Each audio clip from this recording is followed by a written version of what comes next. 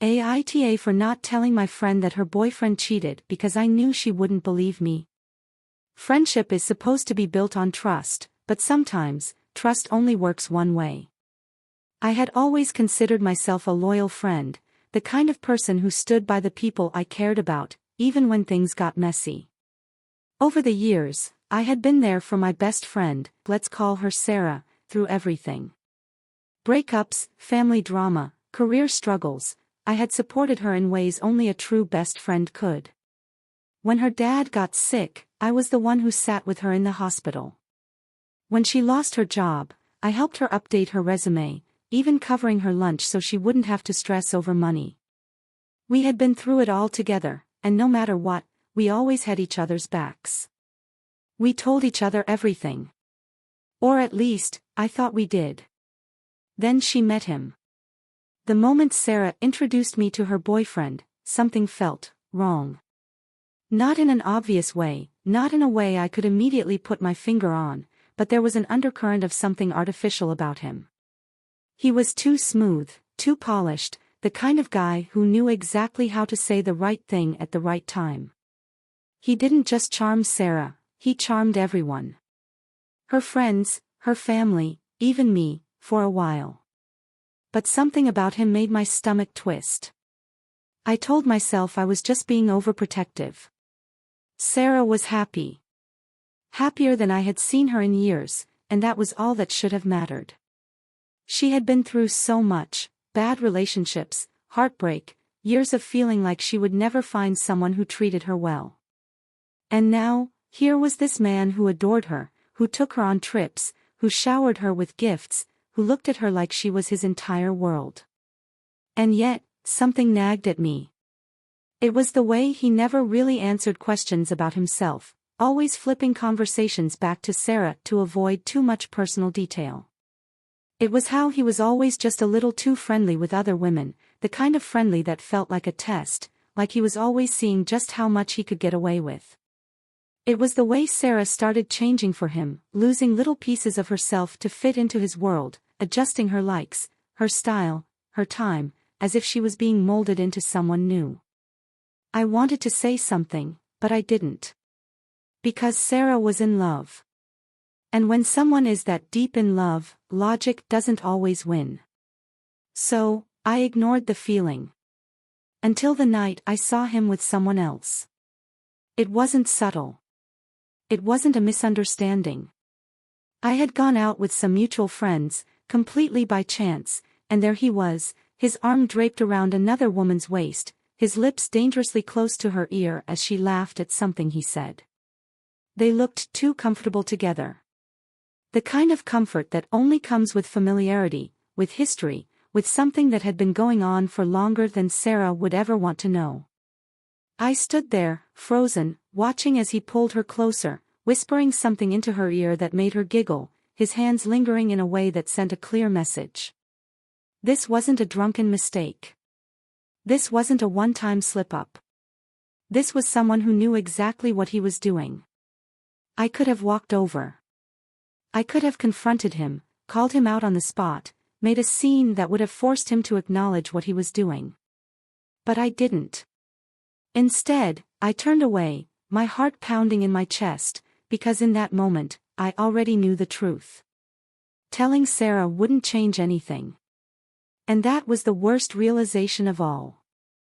I left the bar that night feeling like I was carrying a secret that didn't belong to me. I barely remember the drive home, my mind was a tangled mess of anger, disbelief, and worst of all, uncertainty.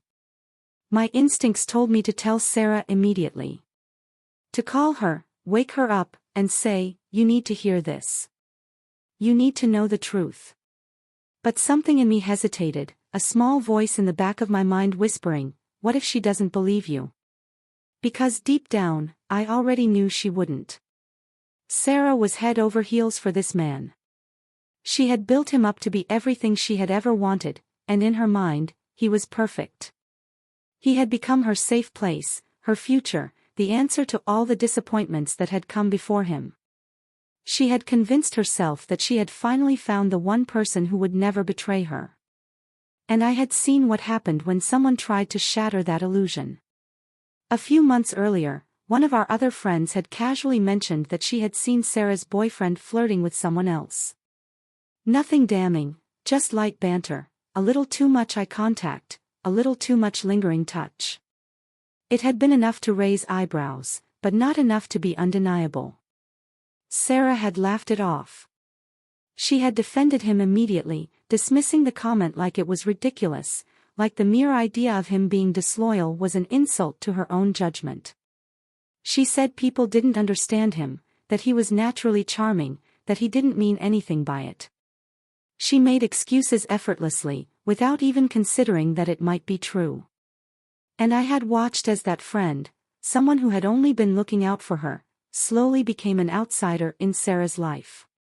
Because Sarah wasn't just ignoring the red flags. She was actively choosing not to see them. I knew that if I told her, she wouldn't just refuse to believe me, she would turn against me for saying it. She would tell me I was wrong. That I must have misinterpreted what I saw.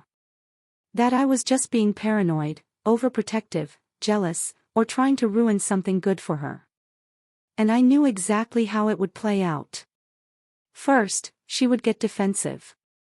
She would argue, ask me to repeat every detail, poke holes in my story, search for any possible way that I could have misunderstood. Then she would take it back to him, ask him outright, expecting him to laugh and reassure her that I was mistaken. And of course, he would lie. He would play the victim, say I must have had too much to drink, that I was imagining things, that maybe I had seen someone else and assumed it was him. He would twist the story, turn it into something about my loyalty as a friend, about whether I truly wanted to see her happy. And in the end, she would choose him over me. Because she already had, in a way. And so, I did nothing. I sat with the truth, knowing it would eat away at me, knowing it was wrong, knowing it would make me feel like a terrible friend. But I told myself that sometimes, telling the truth doesn't actually help anyone. Because sometimes, people aren't ready to hear it. The guilt stayed with me, heavy and persistent, like an itch beneath my skin that I couldn't scratch. I told myself that I had done the right thing. That keeping quiet had saved our friendship, that telling her wouldn't have changed anything except making me the villain in her eyes. But that logic didn't make it any easier to look her in the face, to sit across from her at lunch while she gushed about how lucky she was to have found him. I wanted to scream. I wanted to shake her, to grab her by the shoulders and yell, "Sarah, wake up.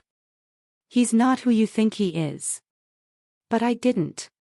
Instead, I smiled tightly, nodded when she talked about their future together, pretended I didn't feel sick every time she called him the best thing that had ever happened to her. Weeks passed. Then months. And every time I saw them together, it felt like I was watching a train hurtling toward disaster, knowing I could have tried to stop it but choosing to step aside instead. Then, one day, the inevitable happened. Sarah showed up at my apartment unannounced, her face pale, her hands shaking. She didn't have to say anything, I already knew. She had found out. Her voice was barely above a whisper when she said it. He cheated on me. She told me everything. The late-night texts she had finally seen. The friend who had caught him with another woman at a party. The undeniable proof that had shattered the perfect image she had been clinging to. And then, she asked the question I had been dreading. Did you know? My stomach dropped. I could have lied. I could have looked her in the eyes and said, no, I had no idea. I could have saved myself from what I knew was coming next. But I couldn't do it. So, I told her the truth. I told her I had seen him that night, months ago. I told her I had known but kept it to myself because I knew she wouldn't believe me. At first, she just stared at me. Then, the betrayal set in. Why didn't you tell me? Her voice cracked, but there was no sadness in it, only anger. I tried to explain, but she didn't want to hear it. She saw my silence as a betrayal just as bad as his. I thought you were my best friend, she said, her voice thick with hurt. How could you let me waste all this time? And then, she left. We haven't spoken since. I've replayed it in my head 1,000 times, wondering if I made the right choice. Would telling her sooner have made a difference? Or would it have played out exactly as I had feared, her choosing to believe him instead, cutting me off, only to end up hurt anyway? I don't know. All I know is that I lost a friend that day. And maybe, no matter what I did, I was always going to.